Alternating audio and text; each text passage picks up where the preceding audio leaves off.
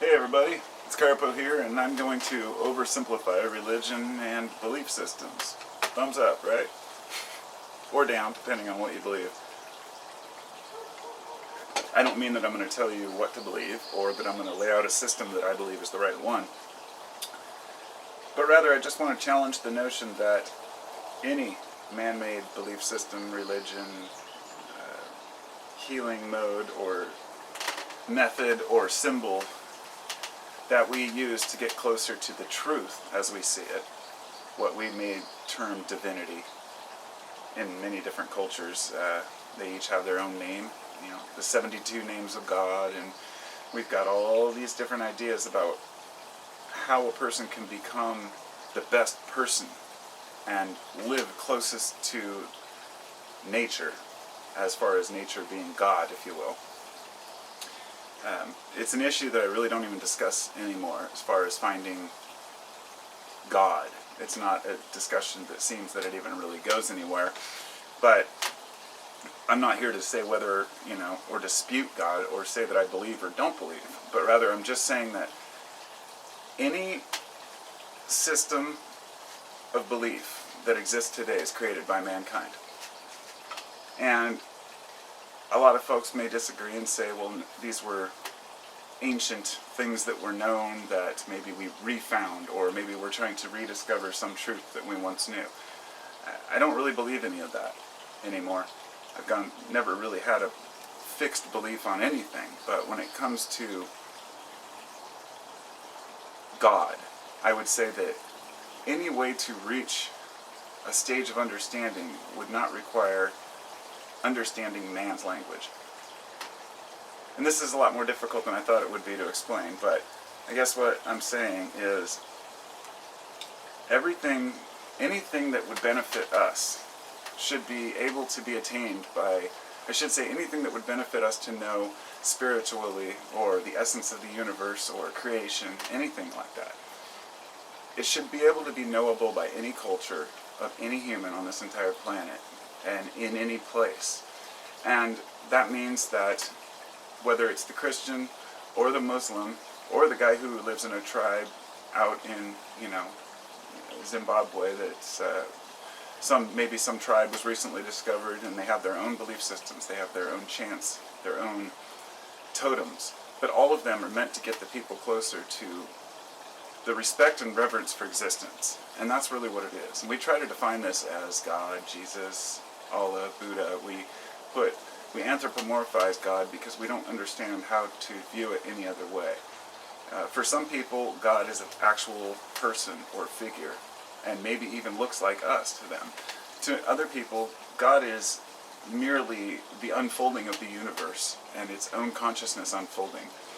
It's very difficult for me as a human to look at the world around me and understanding that the bee and the flower are really one organism, or how many symbiotic relationships there are out there, that it's difficult to say that there's not some underlying purpose or blueprint for it. But the minute we try to define it, we've gone too far. So I think that anything that's true should be able to be felt by any human. And the question arises sometimes, what about feral children, for example? What about a human child that was raised by monkeys for a few years and then came back to society? Because this has happened, and these kids have a difficult time learning language. They've passed sometimes the stage where they can, really function as what we consider normal in our society, and we call them feral because we consider it wild. But the thing is, they're still human beings, right? What makes a human being not feral? Well, it's conditioning, it's programming. And the people we grow up around us influence us so much that we can never break away from that completely. So I want to wrap this up and keep it relatively simple, because it's not going to go anywhere or have any answers. It's just kind of my proposition that I believe that any true God or entity or divinity can be attainable by any single person merely by existing, without any totems, without holding a crystal or a rock or wearing a robe or a cross or going to church. Any of these things are, it's not that these things are pointless or unnecessary, because every culture does have totems and chants, and they meet in groups and express their thankfulness to the earth, to God, whatever it may be. But they do it out of reverence for existence, not always just to appease some man in the sky. And that's the difficult thing for, say, some hardcore atheists to understand, that it's not always about God. It's not about a separate entity. It's really about reverence and understanding that this is complex shit, and we will never understand the depth of it, and being okay with that. And somewhere along the lines, we broke free from that and decided we needed to create books and methods in order to become closer. And those are all man-made methods. Now, a person may argue those came down from divinity, but I also don't believe that there's special people who can, say, receive word from God in human language, in English or whatever, Hebrew, whatever it may be, and then translate that to all the people correctly. If that's true, then everyone's a prophet. People just haven't learned how to tap into their own awareness yet. Because you start to know things and see things that you can never explain or express merely by living life, by paying attention. So it's not that I think studying religion or history or any of these symbols, artifacts, I think that it's all phenomenal knowledge to have, because if you start off not knowing anything, you're willing to believe anything. But if you start out from a place where you've done a lot of research into the basic human psyche, the average human, and their yearnings and their desires, and how we came to be where we are at as a species, and what we were trying to accomplish, and what we're still trying to accomplish that we don't even realize, is we want to progress to distract ourselves from merely just existing. The fact that life is complicated, it is difficult, but it doesn't have to be complicated in the mind of the individual. It can be oversimplified by saying, I exist, this is wonderful, let's have a good time. But I really do think that learning things along the way is important, but it leads people to asceticism, starving themselves. You can take the story of Buddha and how Siddhartha starved himself for 7 years as an ascetic before he walked away, and how when he left the group and said, this isn't the way, everyone else shunned him and said, oh, you're just too weak, you can't stick with it long enough. That metaphor right there, it really is the root of it all. He left, he went and he sat under the Bodhi tree and meditated, and he was enlightened. What that's saying is that he just existed, and he got the answer he needed. It's not that he meditated to a god or to, and that's the thing. People cannot, maybe it's this, maybe people don't trust themselves enough to think that they can create their own god, their own symbols, their own totems, and their own chants if they want to, and have that be just as effective as any other. Now there may be power in numbers, the power of prayer, the power of groups, and I believe that over time maybe there are powers assigned to certain symbols.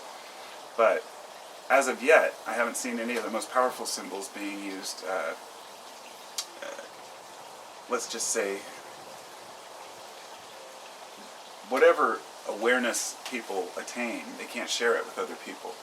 Unless you can share what you found with other people, then all you're doing is creating your own reality in your mind. And really that's fine, but when you're trying to teach others that this is the way because I've found it, and you can't explain why it's the way, and you can't give them a reason why they should be like you, or why they should yearn to be in your status, say a bishop and a priest and the Pope. Like, do any one of them have more divinity? No, of course not. Wearing a robe and having a title means nothing. That is just a man-made fallacy. It's more borders, more control. And I don't like to dispute religion, because I know there are a lot of folks out there who are Christians that say watch my channel and may take offense to that. Hopefully you don't, because it's just my viewpoint. And I really do see that for some people, Christianity has westernized that kind of ancient occult knowledge and turned it into a system of understanding God, which doesn't make sense to me at all. But it doesn't mean that I belittle it and think that it's useless. I think that to each his own, so long as what he can do and know can help him and others around him. Not just him as an individual, but where you can share this knowledge. And a good example is if you can tell people what to do and what not to do all day long, but if you say, hey, if you change your mind about the way you think, and you find it good in a bad situation, then over time you'll train your brain to think happier thoughts, and you actually will be happier and live a happier life. And if you don't have to prove that. People can live that. And that's what I mean about the most basic, fundamental truths in life are attainable by every single person, regardless of religion, gender, color. So, I hope that made sense somewhat. Sometimes in these videos, when I talk about these things, it's hard to explain.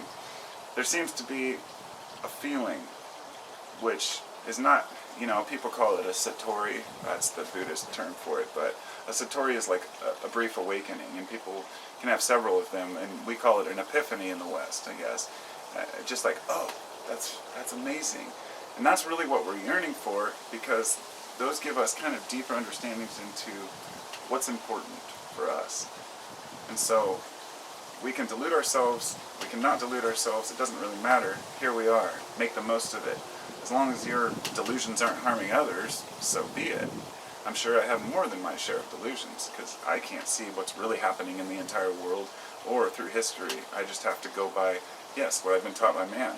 So even building my own thought patterns and my own beliefs, that's also still affected by what I've read and what I've learned. And every single person out there is also affected by that.